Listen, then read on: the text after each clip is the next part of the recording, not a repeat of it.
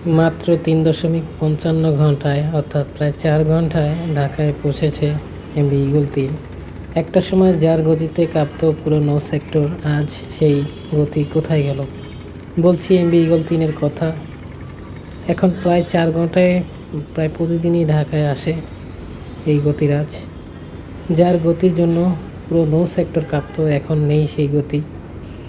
এখন প্রায় 4 ঘন্টায় ঢাকায় আসে।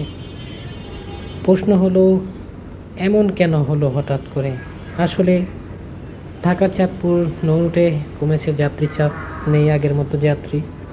তাছাড়া ডিজেলের ঊর্ধ্বগতি দাম, যার কারণে গতি কমে গেছে ঈগল 3 সহ নৌ সেক্টরের অনেক লঞ্চেরই।